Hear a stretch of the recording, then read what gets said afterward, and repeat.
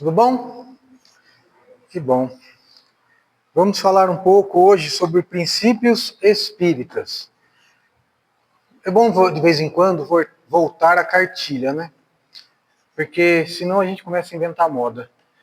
E aí, como eu sempre falo, de vez em quando é bom voltar para o arroz e feijão para não ter erro.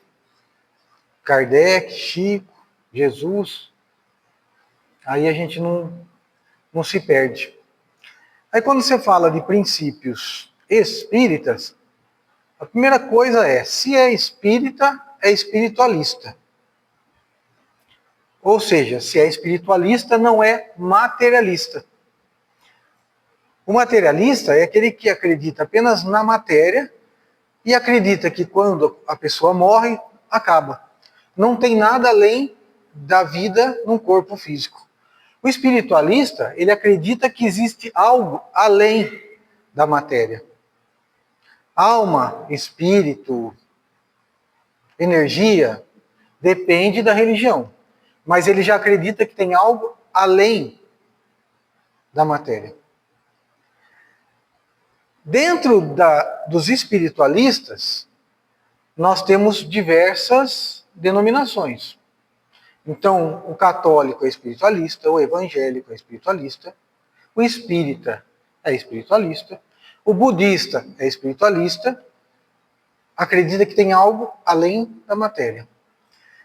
Por que nós vamos falar de princípios espíritas? Porque é óbvio, se nós estamos numa casa espírita, nós vamos falar de espiritismo, né?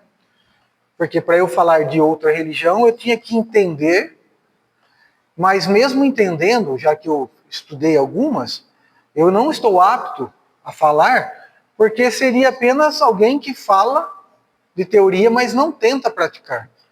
Veja bem, não estou dizendo que eu pratico, mas que eu estou tentando. Mas se eu vier falar aqui, por exemplo, de testemunha de Jeová, que a minha avó me levava quando eu era criancinha, eu sei um monte de coisa, mas eu não sigo. Então, não dá para eu ir lá falar a respeito disso. A minha mãe ia na messiânica. Também dá para conversar um pouco sobre isso.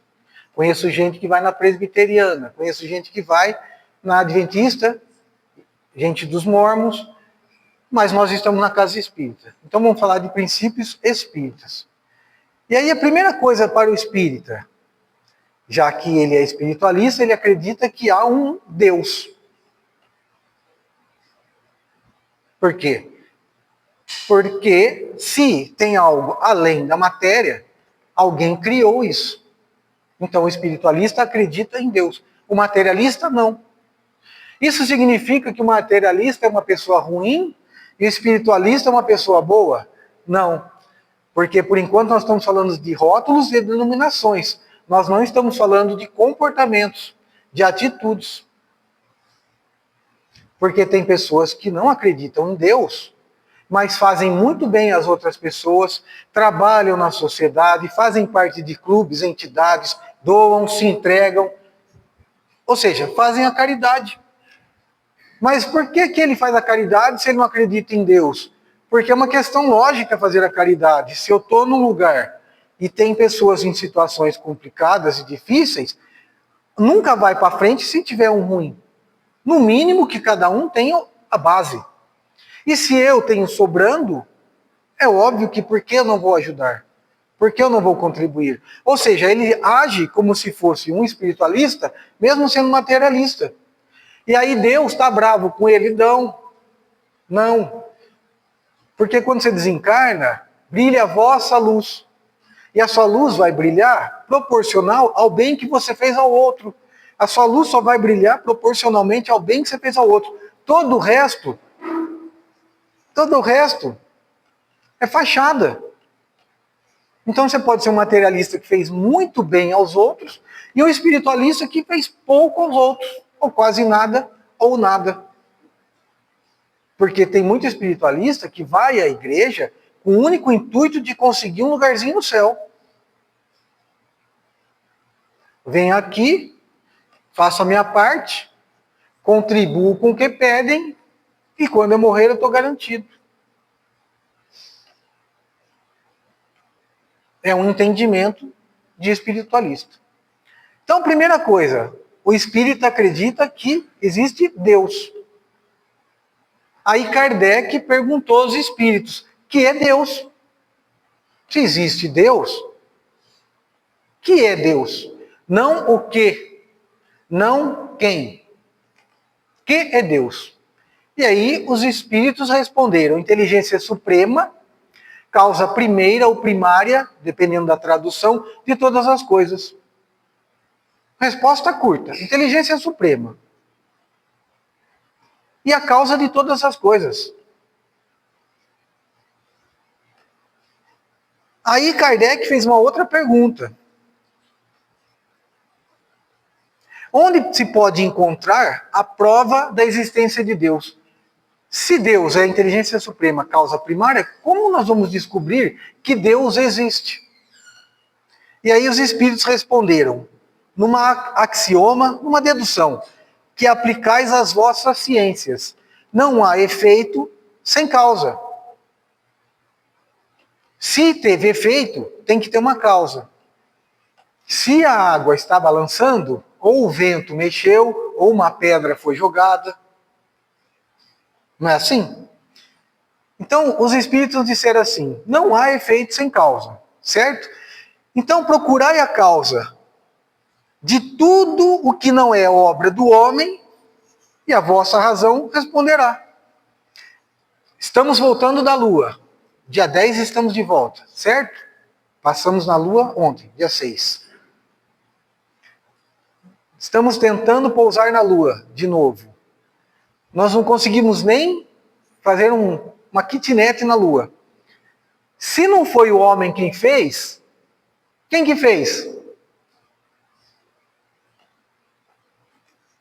A razão explica. Não estamos nem falando do resto, né? Porque depois da Lua vai ter Marte. E aí vai longe.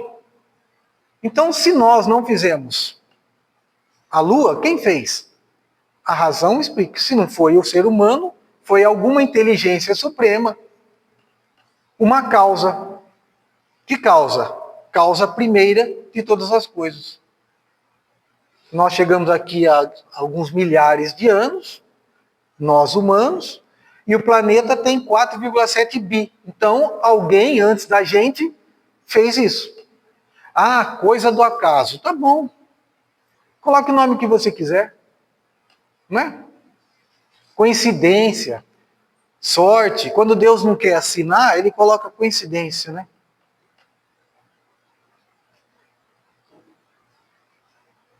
Para crer em Deus, basta lançar os olhos sobre as obras da criação. O universo existe, logo tem uma causa. Duvidar da existência de Deus seria negar que todo efeito tem uma causa e avançar que o nada pode fazer alguma coisa. Ou seja, por acaso surgiu alguns planetas, alguns milhões de sistemas solares, alguns bilhões de Via-Lácteas, por um acaso, sabe? Por um acaso. Mas eu não consigo compreender isso exatamente, você não consegue compreender isso. Por quê? Porque é simples, vamos lá, por um axioma, por uma dedução. Temos um prédio aqui, certo? Quantos andares tem o prédio daqui? 14, 12? Mais ou menos? Beleza. Se eu for ali na rua, eu vou conseguir ver a igreja ali. Certo? Depois da igreja eu não consigo ver. Por quê? Porque eu estou no nível da rua. Se eu subir no primeiro andar, eu vou ver um pouco mais além da igreja. E se eu for no 14º andar, eu vou ver muito mais longe. Ou seja, quanto mais alto eu estiver, maior vai ser a minha capacidade de enxergar um horizonte.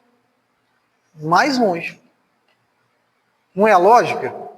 Então, quando a gente fala de universo, nós estamos falando de uma imensidão que o nosso pendrive não tem capacidade de assimilar. Nós estamos aqui no nível da rua e estamos falando uma coisa que está muito longe.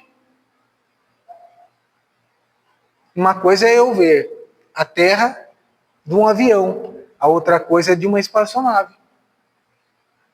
Então nós vamos entendendo a criação de Deus conforme nós vamos nos elevando, evoluindo. Ou seja, quanto mais evoluído você é, maior é a sua visão. Agora, tem gente que nasce nesse planeta, que já estudou e nasce com uma visão muito maior do que nós. Albert Einstein deduziu que o universo tinha uma curvatura, deixou a teoria e disse: vocês vão conseguir provar isso daqui a não sei quantas décadas, porque vai ter um eclipse, mas eu não estarei aqui, já estarei morto. E aí depois, o cara morreu, lógico. E aí quando teve um eclipse, colocaram a teoria no papel e conseguiram provar o que ele tinha falado, que era correto. Agora, ele nasceu assim? Ele foi beneficiado? Vamos falar disso daqui a pouco. Então, a primeira coisa, espírita, acredita que Deus é a principal. Depois, Jesus. Porque você pode ser espiritualista e budista. Aí você acredita em Buda. Você pode acreditar em, sei lá, Maomé. Mas nós somos espiritualistas cristãos. Cristãos espíritas. Cristãos católicos. Cristãos evangélicos. Cristãos. O que coincide? Acreditamos em Jesus. Somos seguidores de Jesus, o Cristo. E aí Kardec perguntou aos espíritos, qual é o tipo mais perfeito que Deus já ofereceu ao homem para lhe servir de guia e modelo? E a resposta mais curta do Livro dos Espíritos: vede Jesus. O espírito mais perfeito que teve na Terra para servir de modelo. Vede Jesus. Então por que nós acreditamos e seguimos em Jesus? Porque é o espírito mais perfeito que esteve na Terra. Um espírito puro. Aí Kardec faz uma observação. Para o homem, Jesus constitui o tipo de perfeição moral a que a humanidade pode aspirar na Terra. Deus nolo oferece como mais perfeito modelo. Olha que interessante, Deus não o ofereceu, Deus nolo oferece, Deus o oferece ainda. Porque os ensinamentos do Cristo são atuais e são para sempre. Por quê? Porque ele trouxe novidade? Porque ele trouxe as leis divinas, as leis naturais, que são eternas e imutáveis. Característica das leis divinas, para que Deus seja bom e justo.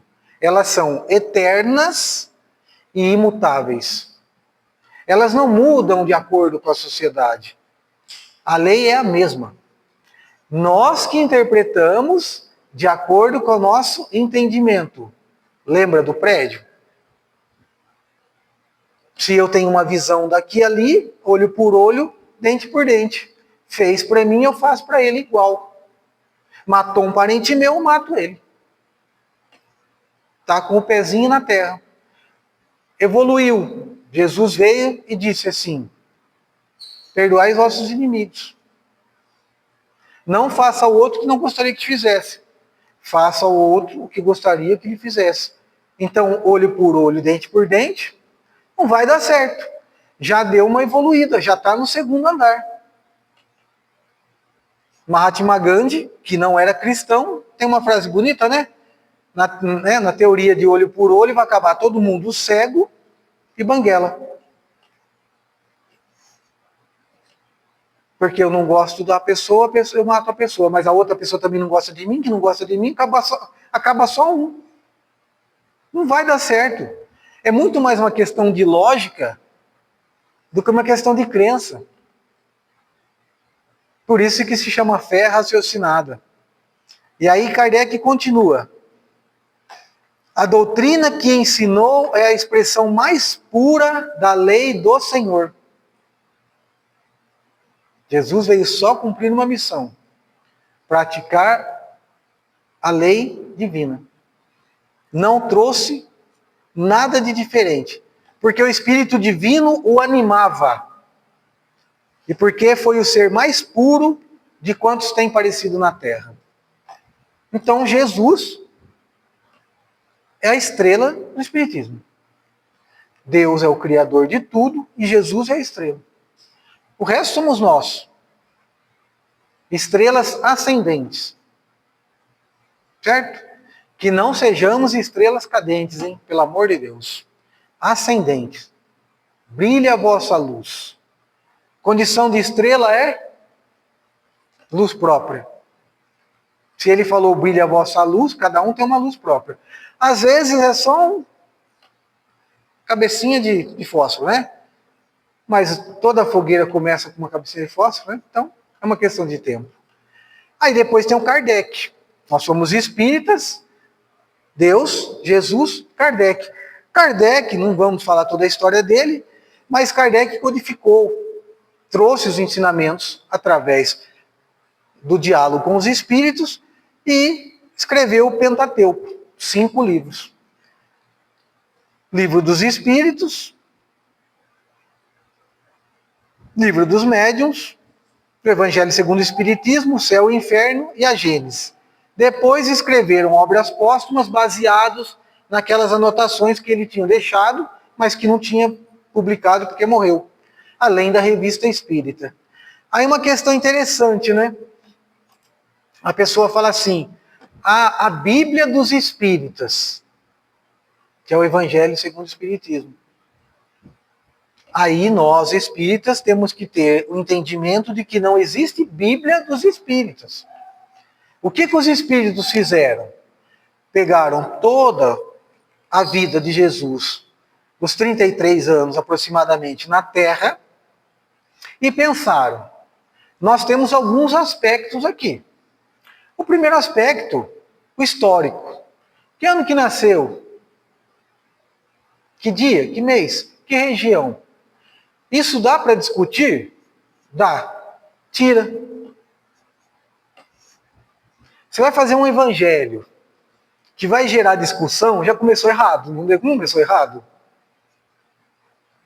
Então, tira. Não tem necessidade agora. Então, tirou alguns aspectos. E aí deixou o quê?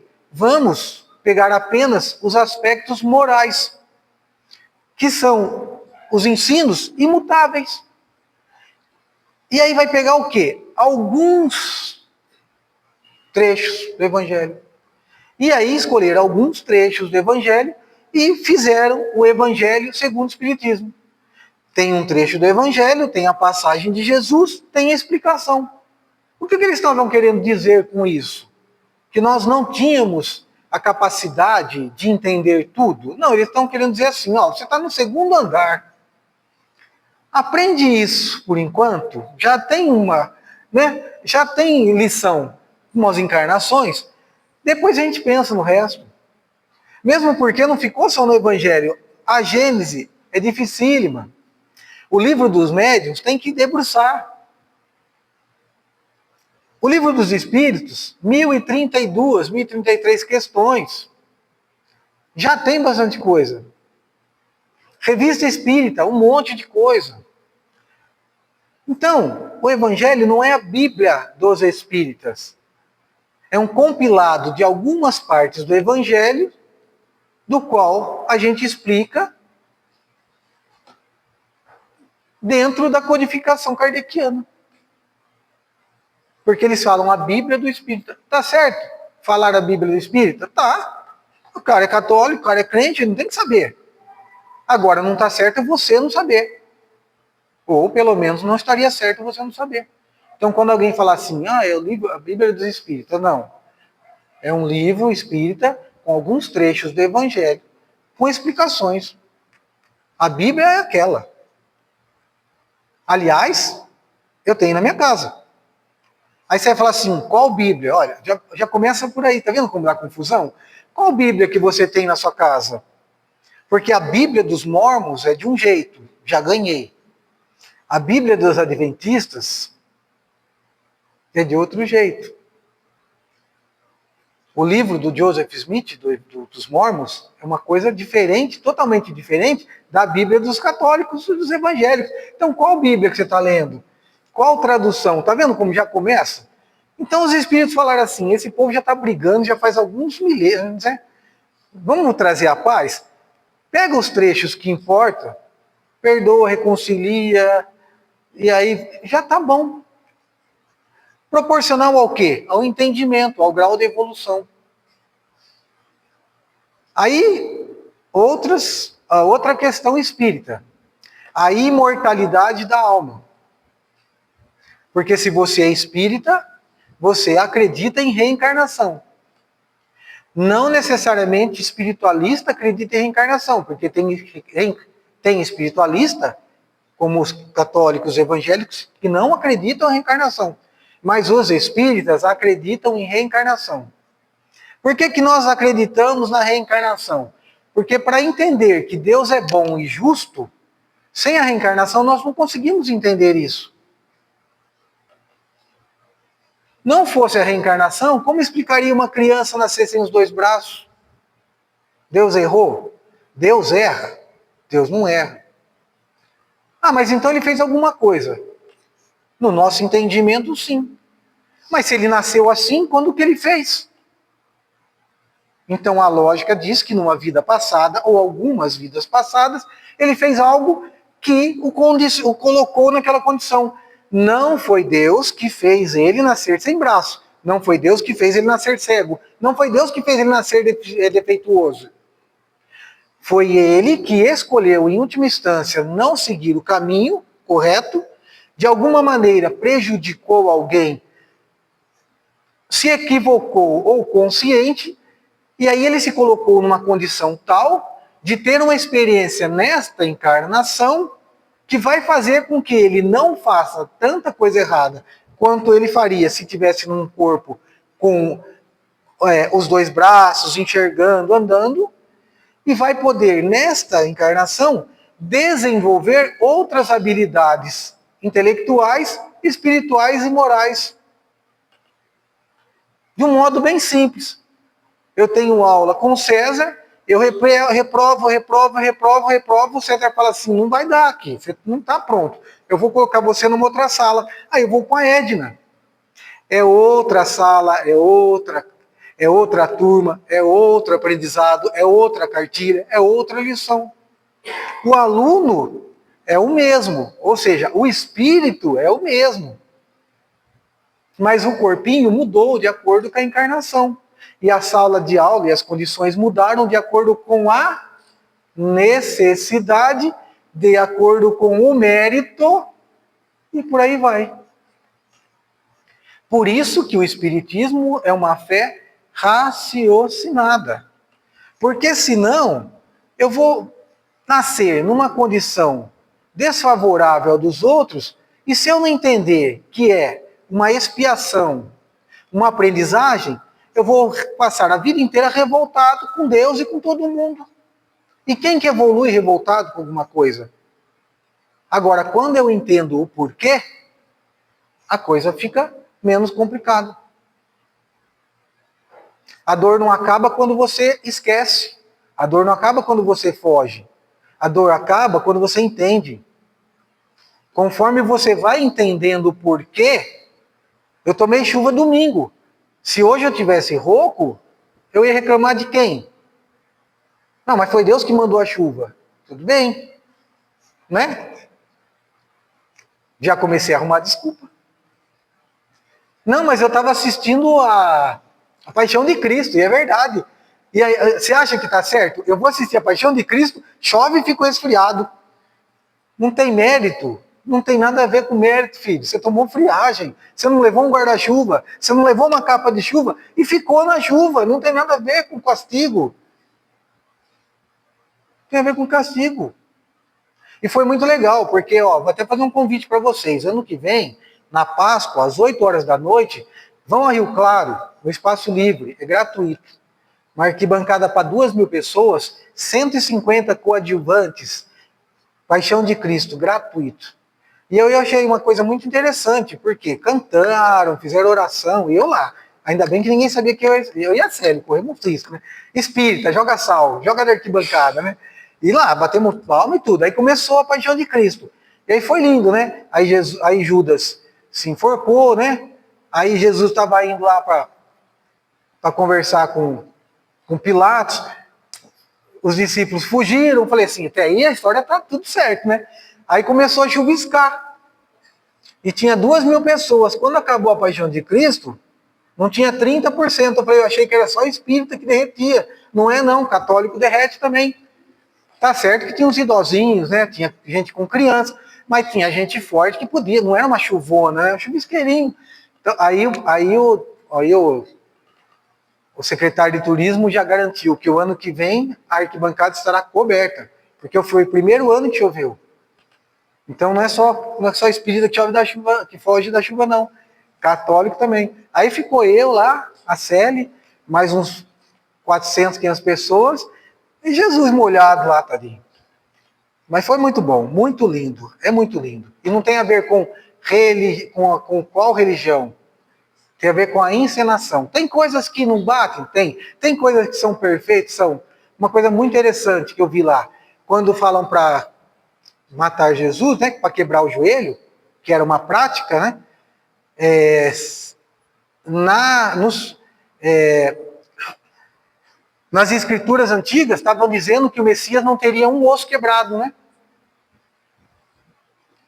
Então Longinos, percebendo que aquele era o Messias, lembrou das escrituras, pegou a lança e furou. Não quebrou o joelho de Jesus. E ali foi perfeita. E a encenação foi tão perfeita que depois ele faz assim e põe a mão nos olhos. É que não é todo mundo que percebe, né? Mas quem gosta de estudar, por quê? Porque quando ele fura Jesus, cai o sangue, suor e tal, e ele que tinha um olho cego e o outro bom, se cura. E isso foi interpretado. Por isso que a gente tem que prestar atenção. Dessa você não sabia? Não?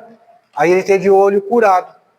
E aí os amigos dele, ele estava para aposentar como soldado, e aí os amigos que conheciam não podiam, porque senão o cara ia sair do exército, né? E aí ele teve o olho curado, e falou, ó, curou. E quem conhecia falou, curou. Furei Jesus, caiu, surou. E aí ele foi embora, virou cristão. E é lógico que os romanos, sem pressa nenhuma, um dia cataram, né? E aí a gente já sabe como que era o tratamento, né? Ou você nega ou você sofre. E ele sofreu. E morreu. Cristão. Bonito, né? E a segunda parte, você conhece? Não? Jesus vai para Longinos e diz assim, eu tenho uma missão para você. Você vai nascer no Brasil, você vai ser imperador, vai levar uma pleiade com você, junto com você, Princesa Isabel, você vai levar o progresso ao Brasil e vocês vão acabar com a escravidão. Longinos nasce, Dom Pedro II, e Princesa Isabel acaba com a escravidão. Foi o melhor progresso da história do Brasil, foi a época de Dom Pedro, que andava com roupa simples, e os que tinham grana falavam mal deles, não tratavam bem, e ele era uma pessoa, comprava escravo e soltava, fazia alforria. Legal, né? Então nós acreditamos na reencarnação. Qual é o objetivo da reencarnação? Perguntou Kardec. Deus lhes impõe. Sabe o que impõe? Tem que fazer, acabou. Não tem brecha. Deus impõe a reencarnação, a fim de fazê-los chegar à perfeição. Segundo andar, terceiro andar, quarto andar. Para cada encarnação, uma experiência, para cada encarnação, uma encrenca, para cada encarnação, um boleto pago. Tá certo que para cada boleto que a gente paga, a gente passa o cartão mais 10, né? Mas tá bom. Mas aí para cada boleto pago, o amor cobre a multidão de pecados, vai diminuindo, você vai evoluindo. Até que vai chegar um momento que não precisa mais reencarnar na Terra. Por quê? Porque tudo que tinha para aprender no planeta você já aprendeu. Como Bezerra de Menezes, na última reencarnação. Bezerra de Menezes nasceu rico, pai fazendeiro, não tinha nada a ver com a palestra, legal isso, né? Mas vai surgindo e a gente vai falando. E aí, Conheceu o espiritismo, virou deputado, conheceu o espiritismo e começou a praticar o bem. E ele tinha muito dinheiro, muita posse. E ele começou a doar, doar, doar, acabou pobre. E ele era médico. Aí tem toda a história, né?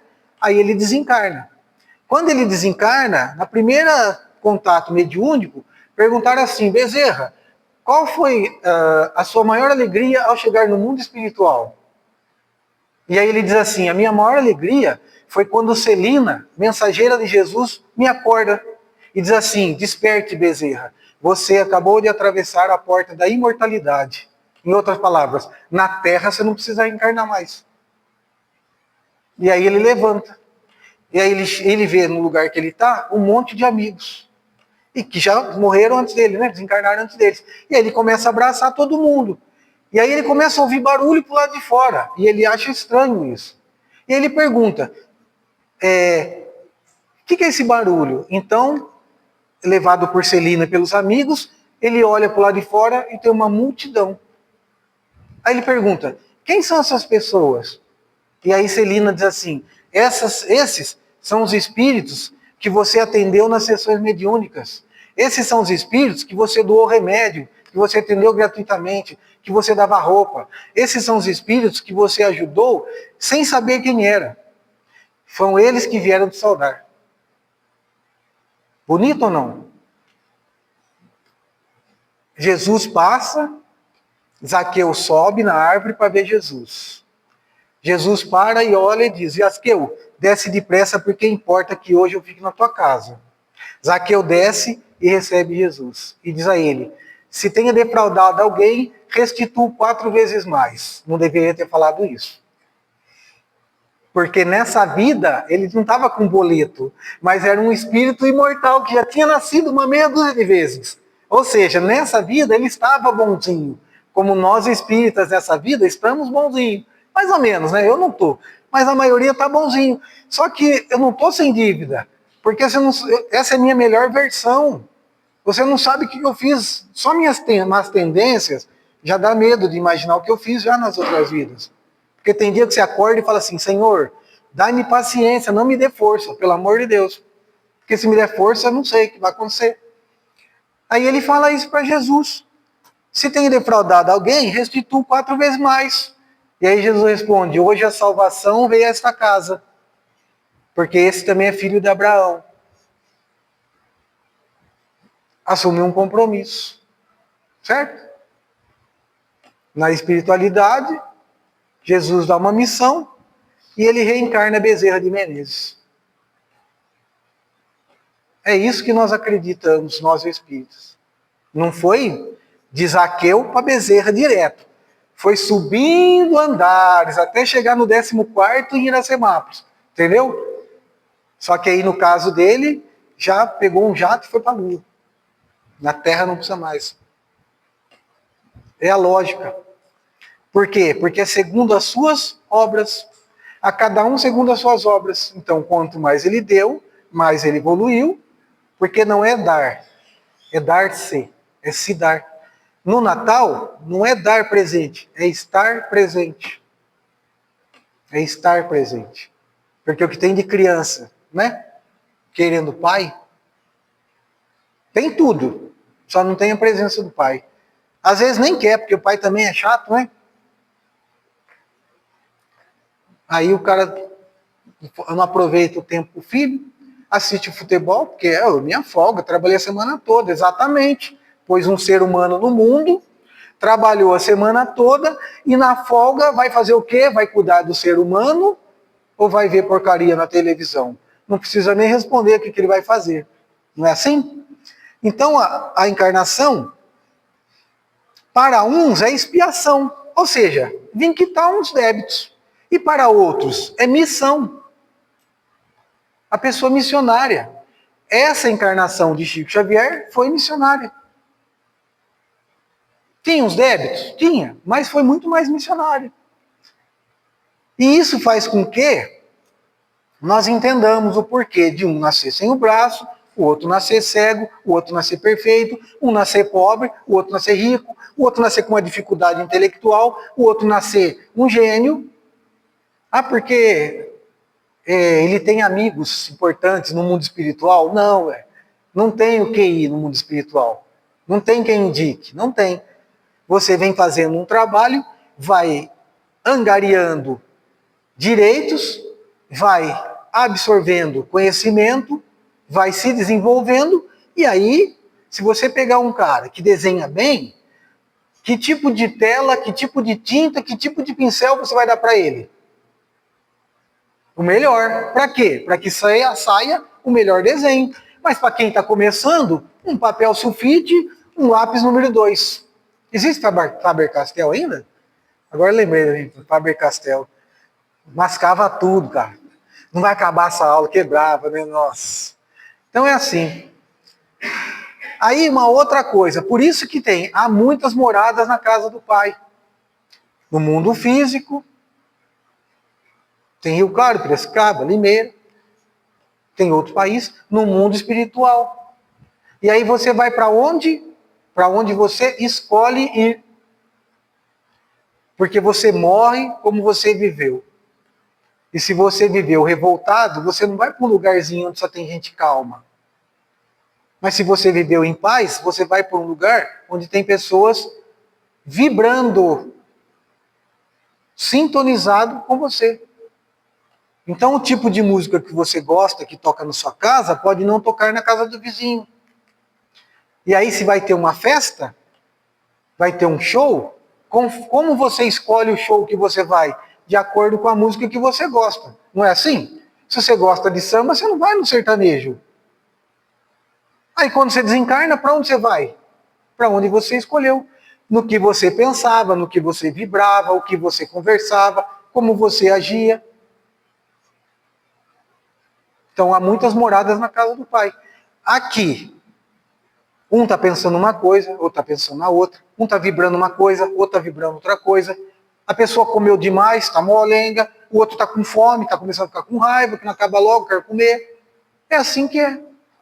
Aqui dentro já tem vários nichos. Imagina nesse universo todo. Aí, outra coisa no Espiritismo, que nós praticamos o Evangelho no lar. Todo espírita deveria praticar o Evangelho no lar uma vez por semana.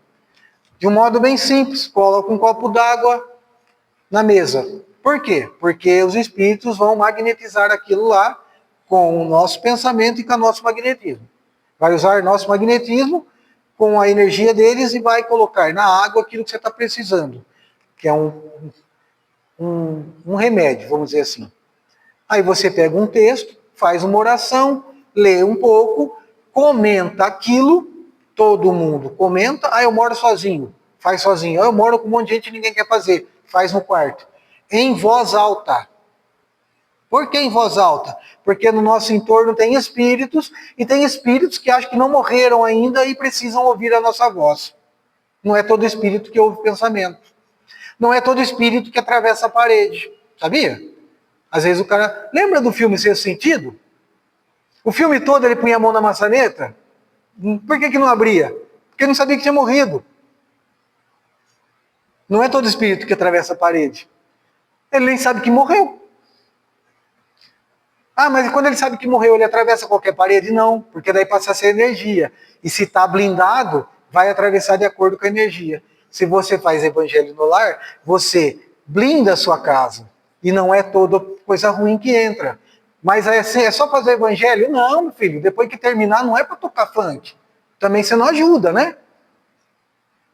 Pensamento elevado, música boa, conversa boa, livros bons. Senão, também não dá. Acabou de operar e vai lá tomar banho de lama, vai dar infecção. O evangelho no lar. Para terminar, tinha mais coisa, mas eu fui falando outras coisas, então para terminar. Evangelho no lar. Pensa comigo. Se imagine, vou contar uma historinha, hein? Lembra de historinha? Então tinha um chapeuzinho vermelho, andava, então você vai imaginando. Vai imaginando. Imagina comigo, povoava-se o firmamento de estrelas, ou seja, o céu estava lindo, né? Dentro da noite prateada de luar. Quando o Senhor, Jesus, instalado provisoriamente em casa de Pedro, tomou as Sagradas Escrituras, como se quisesse imprimir novo rumo à conversação, que se fizera improdutiva e menos edificante. Ou seja, a conversa estava chata, como se diz lá em Minas, Jesus falou assim, eu vou mudar o rumo dessa prosa. E aí ele disse assim, Simão, que faz o pescador quando se dirige para o mercado com os frutos de cada dia? Aí eu vou pular umas partes.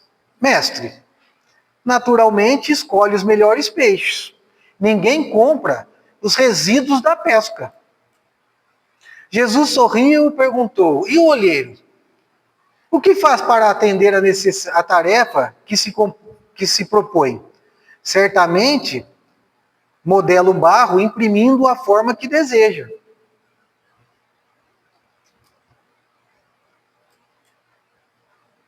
E como procede o carpinteiro para alcançar o trabalho que pretende? Lavrará a madeira, usará a enxó e o serrote, o martelo e o formão. De outro modo, não aperfeiçoará a peça bruta. Calou-se Jesus por um instante e aduziu.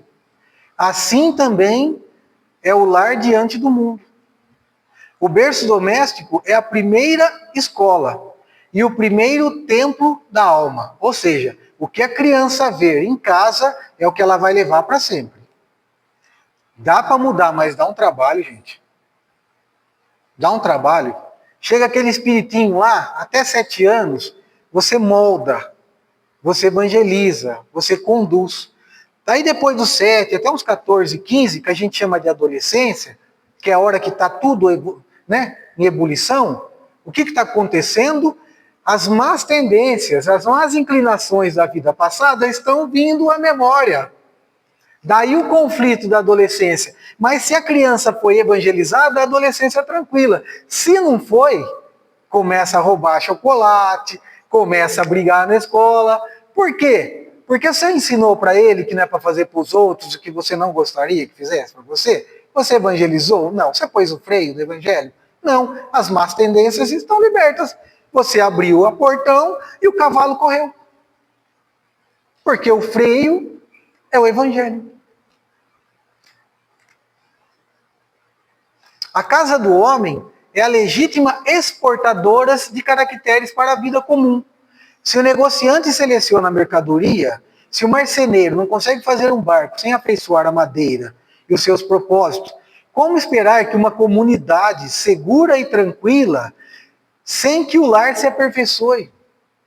Como é que nós vamos mudar o Brasil se nós não evangelizarmos as crianças? Porque o pior dos corruptos nasceu desse tamanho e foi educado.